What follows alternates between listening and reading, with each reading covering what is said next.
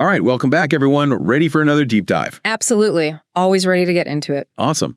Well, today we're looking at this interview with Maxim Shevchenko. Yeah. And I don't know if you're familiar with him, but he's a pretty well-known Russian journalist and political commentator. Mm-hmm. And this interview in particular was toward the end of 2024, so lots going on, obviously. Right. But he was specifically talking about, the Russia-Ukraine conflict. Mm-hmm. And kind of, I think offers a very interesting and pretty provocative perspective on everything that's going on. So we want to kind of dig into that today. Sounds good. Yeah, I think one of the things that really stood out to me right off the bat was how he kind of frames the current state of the conflict. Yeah. And he seems to think that, Russia's really in no hurry to negotiate. Right. Because they believe they have this strategic initiative. Exactly. What's really striking is how he really emphasizes that point. This whole idea that Russia feels like it's in the driver's seat. Okay, so hold on. Because I'm already getting tripped up on the lingo. Right. What does he even mean by that term strategic initiative? Yeah, it sounds very jargony, very experty. Yeah. Like it doesn't really tell us much. Right. You're right to question that. But basically he's saying that Russia feels like it's dictating or calling the shots, right? The pace and the direction of the war. Mm-hmm. He feels like they're achieving their military objectives and see no reason to really concede anything at the negotiating table. So it's like they're playing a long game. Right. Waiting for, I don't know, either the most advantageous moment to, strike a deal. Exactly. Or, maybe not even strike a deal at all. Yeah. And this is where his, where it gets really interesting because this kind of ties into his skepticism of the West's, sincerity in negotiating a peace agreement at all. Right. And so he brings up specifically these Minsk agreements, right, which you might recall was this attempt to bring peace to eastern Ukraine back in 2014, 2015. Right. And he pointedly brings up Angela Merkel's admission. Oh, wow. That the West never intended to honor those agreements. Yeah, so that's a pretty wild claim. Yeah. I mean, how can you, if one side believes the other is acting in bad faith? Right, exactly. How do you even begin to, build trust and reach a lasting agreement? Yeah, it's a major obstacle to say the least. I mean, her statement, whether she intended it to have that impact or not, has definitely damaged that trust. Yeah. And this plays right into Shevchenko's narrative. This narrative of the world where power dictates everything and international agreements are only as good as the force behind them. He even goes so far as to call Western partners lying creatures who deceive at every step. Whoa. Okay, hold on. That's that's pretty strong language. Yeah. I mean, do you get the sense that this is a widely held view in Russia? It's hard to say for sure. Or is this, more Shevchenko kind of going out on a limb with his personal opinion? It's hard to say definitively, but I think it definitely reflects a deep sense of disillusionment with the West. Right. That seems to be prevalent among many in Russia.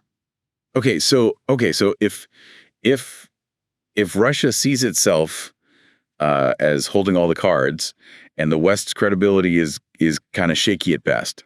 Yeah. Who does Shevchenko think is actually benefiting from all of this? So this is where he makes a very provocative argument. He suggests that it's the Russian power structure itself, the elite, who are reaping the rewards of this conflict. Interesting. So I'm assuming he's not talking about like the average, Russian citizen here. Yeah, absolutely right. Okay. Shevchenko paints this picture of a Russian elite that's become completely detached from the needs and suffering of its people. He argues they're more concerned with consolidating their own power and wealth, even if it comes at the expense of ordinary citizens. So is he saying that they are intentionally dragging out the conflict for their own gain? He doesn't explicitly say that. Okay. But he does imply that the war has created the system where certain powerful groups benefit. Think about it. The longer the conflict continues, the more justification there is for increased military spending, tighter control over information, right, crackdown on dissent. Yeah, that's a pretty chilling thought. Yeah. But if that's the case, does that mean that peace is even a remote possibility right now? It's hard to be optimistic, especially given his analysis. Right. He seems to believe that as long as this elite remains in control and believe they're winning, there's little incentive for them to change course. But there's another, factor he brings up that could really, shake things up, and that's the potential return of Donald Trump to the White House. Oh yeah, Trump. Yeah. Always the wild card. Yeah. So what does Shevchenko think Trump's impact would be? Well, he speculates that Trump might pressure Zelensky into accepting a less favorable deal just to get the U.S. out of the conflict. Okay. He doesn't think Trump would directly threaten Russia. Okay. But rather use his leverage to force Ukraine's hand. So it's less about achieving a lasting peace and more about, cutting a deal that makes Trump look good. That seems to be his take. Yeah, he sees Trump as a pragmatist, a transactional leader who's more interested in extricating the U.S. from costly foreign entanglements than in achieving a just resolution. Okay, that's fascinating to think about how a Trump presidency could potentially upend this whole situation. But before we get too far down that rabbit hole, there's another interesting twist that Shevchenko throws in here. Yeah, he brings up Armenia, right? This small country in the Caucasus region that's decided to withdraw from the Collective Security Treaty Organization. Yeah. Which is, as you know, this military alliance led by Russia. Yeah, this really caught my attention as well. Yeah, it's a pretty significant, shift for a country that's historically been very closely aligned with Russia. For sure. So what does he make of this? He actually views this as a positive step. He's arguing that this actually frees Armenia from these entanglements with Russia and the conflict in Ukraine. So it's like they're trying to carve out their own path, independent of both Russia and the West. Exactly. And he actually goes even further and suggests that Armenia's true allies are not distant powers like Russia or the U.S. Oh, wow. But its immediate neighbors, Azerbaijan, Turkey, Iran, and Georgia. So that's quite a departure from kind of the traditional view of alliances and security. I'm really curious to hear more about his reasoning behind this. Yeah, me too. It definitely challenges some of the conventional wisdom about how international relations work. Yeah, this is already so much to think about. We've got, Russia seemingly playing the long game, the West's credibility kind of in question, the potential for a Trump presidency to shake things up, and now Armenia striking out on its own path. It's a lot to unpack. Right. I'm really eager to dig deeper. But before we do, let's just take a moment to kind of, process all of this. What stands out to you so far? Yeah, I think, as we kind of dig a little deeper into Shevchenko's analysis, I'm particularly struck by this claim he makes that the Russian elite are actually benefiting from the war. Right. I mean, it's a disturbing thought, but it does help to kind of explain why they seem so resistant to any kind of, negotiated settlement. It does make you wonder if peace is even possible, when those in power have so much to gain from continued conflict. Right. He describes this elite as being composed of these powerful economic players, the bureaucratic and security apparatus, even the state-controlled media. Yeah. And they've created this system where, as he sees it, they're basically insulated from the negative consequences of the war and are actually seeing their influence and wealth increase. Exactly. And I think one of the most telling signs of this, he points this out, is that the budgets for military and propaganda programs have continued to grow despite evidence that public support for the war might be waning. Right. So this suggests that, decisions are being made based on the interests of this elite group rather than on public opinion or the well-being of, ordinary citizens. So you're saying that even if the average Russian citizen is suffering, the elite are essentially profiting from the war. That's the unsettling implication of his analysis, yeah. Okay. And it's not just about financial gain, right? He also talks about how this elite has shifted its economic focus. Oh, interesting. Towards Eurasia. Okay. Forging these closer ties with countries like China and, Central Asian nations. It's like they're creating this new power bloc that's, less reliant on the West. So it's not just about winning the war in Ukraine. It's about reshaping the geopolitical landscape. Right. And establishing a new world order where Russia plays a dominant role. That's a keen observation. It seems that way. And this shift isn't just about, economic pragmatism either. Shevchenko suggests that there's this ideological component to it as well. Okay. This elite, he argues, sees itself as the heir to a Eurasian empire, distinct from both Europe and the West. Interesting. Okay. So let's bring Trump back into the equation here. Okay.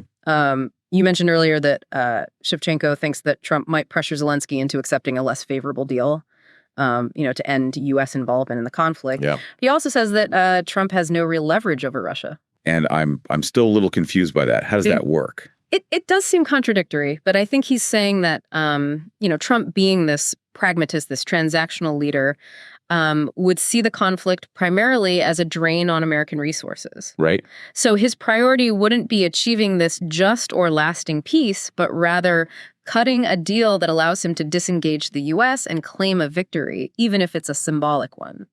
So are you thinking that Trump might offer something to Putin, like easing sanctions or recognizing Russia's annexation of Crimea in exchange for Russia agreeing to a ceasefire? Or some kind of, negotiated settlement? That's a plausible scenario, yes. Okay. But Shevchenko also acknowledges that Russia might not be particularly interested in what Trump has to offer. Right. Remember, he argues that Russia sees itself in this strong position and has little incentive to negotiate at this point. So it's almost like he's saying that Russia's playing a different game altogether. Right. One where the traditional tools of diplomacy and leverage don't really apply. That's the sense I get as well. Okay. And it's reinforced by another striking statement that he makes, and I'm just going to quote him here. No suffering or torment will affect the decision-making process regarding the conduct of a strategic war. Wow. Yeah, it's chilling. That's a killing thought. But it speaks to his belief that the Russian leadership is operating on a different plane, driven by its own, long-term strategic goals. Okay. And seemingly indifferent to the human cost of the conflict. So if the Russian elite is calling the shots and a potential Trump presidency might be more focused on getting the U.S. out than on finding a lasting solution. Right. I mean, what hope is there for peace? It's a tough question to answer. Shevchenko doesn't offer any clear solution, but his analysis does suggest that the path to peace will be long and complex, right. Requiring this fundamental shift in the current power dynamics and a willingness on all sides to make these really difficult compromises. Yeah. It's hard to imagine that happening anytime soon, especially given the current state of mistrust and the entrenched interests of those in power. Well, his discussion of Armenia's decision to kind of break away from Russia's sphere of influence does offer a glimmer of hope, though, right? Right. If a small nation like Armenia can kind of chart its own course, maybe there's hope for other countries, caught in the crossfire of these geopolitical struggles. I see what you mean. Yeah, it's an interesting parallel. Maybe what he's suggesting is that true peace can only be achieved when nations prioritize their own sovereignty and interests and refuse to be pawns in the games of larger powers. That would certainly be a pretty dramatic shift in the way we think about international relations. Yeah. Instead of relying on these outdated alliances and power structures, maybe the key is to build relationships based on mutual respect and cooperation, as Shevchenko suggests Armenia is doing with its neighbors. It's an intriguing idea, and it's one that's worth exploring further. Now, to circle back to his point about Armenia, it seems like he sees this move away from both Russia and Western alliances like NATO as a sign of this new kind of foreign policy emerging. Yeah, he seems to believe that Armenia's future lies in forging its own path, building these relationships with its immediate neighbors based on shared interests rather than relying on distant powers. It's a pretty bold departure from the traditional way of thinking about alliances and security. Right. He's essentially saying that in this new world order, smaller nations need to be more pragmatic and flexible in their foreign policy. And I think Armenia is a perfect example of that. Yeah. He uses the example of Armenia's relationship with Turkey, a NATO member and historically an adversary. Right. But he points out that despite that historical baggage, there's this potential for cooperation and even economic partnership between the two countries.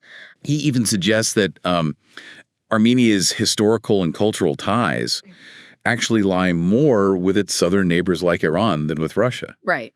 And I mean, it's a fascinating perspective, especially considering how, we usually view these regional dynamics. Yeah, it challenges that traditional narrative of Armenia being firmly within Russia's sphere of influence. Right.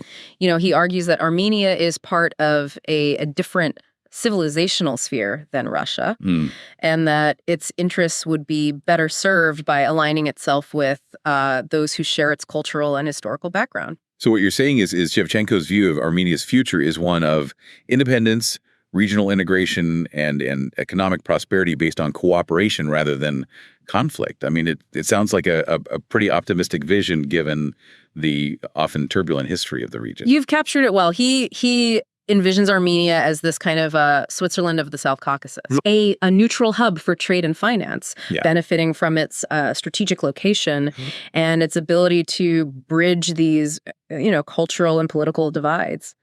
It's a fascinating vision, but also a challenging one. I mean, is such a dramatic shift in Armenia's foreign policy even possible? Yeah. Will its neighbors embrace this new role for Armenia? Right.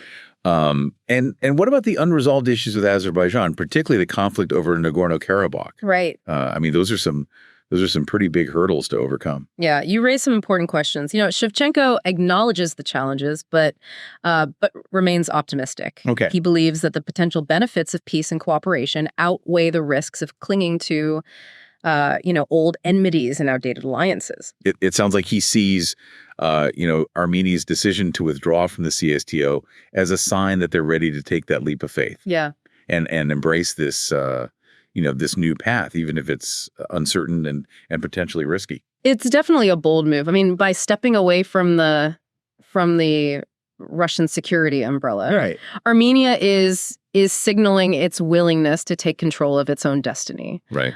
It's a risky gamble, but one that he believes is ultimately necessary for Armenia to achieve true independence and prosperity. It almost feels like he's using Armenia as a microcosm of what he sees happening on a larger scale. Yeah. In a world where the old rules no longer apply, sometimes you have to break free from the past and forge your own path. That's an insightful connection. Yeah, his message, though focused on Armenia, does seem to have, broader implications. He's essentially arguing that the old paradigm of great power competition is becoming increasingly irrelevant. Okay. In a world that is becoming more interconnected, multipolar. So instead of, clinging to these outdated ideas of alliances and spheres of influence, he's suggesting that nations should prioritize cooperation. Right. Regional integration. Exactly. And the pursuit of shared interests. It's a message that resonates, especially in a time of heightened global tensions. Absolutely. It's a call for this more nuanced and pragmatic approach to foreign policy. Okay. One that recognizes the complexities of the modern world and the need for creative solutions to seemingly intractable conflicts. Well, I know I've learned a lot from this deep dive into Shevchenko's interview. Yeah. He's given us this framework for understanding not just the, Russia-Ukraine conflict, but the larger forces that are, shaping the world today. Me too. His analysis has been provocative, thought-provoking, and at times unsettling.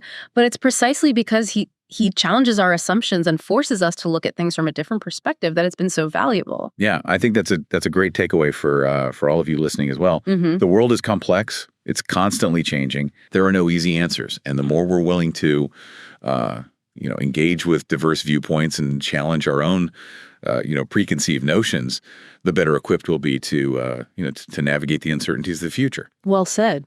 Yeah, it's amazing how much we've been able to kind of unpack just from this one interview. Right. I mean, we've gone from, Russia's kind of strategic calculations to the potential impact of a U.S. election to, the surprising moves of a smaller nation like Armenia. Yeah, absolutely. I mean, it really kind of, highlights just how interconnected everything is these days. It does, yeah. And if we kind of, step back and try to synthesize all of Shevchenko's key arguments, I think what he's ultimately suggesting is that the world is in this state of transition, right? The old alliances are kind of fraying, these new power centers are emerging, and smaller nations are really having to rethink their place in all of this. And the old assumptions about, how power works and who the quote-unquote major players are, Right. I mean, those might be going out the window too. Yeah. Yeah. He even seems to imply that the very concept of a stable world order is becoming obsolete. That's a pretty provocative thought, but I think there's some truth to it.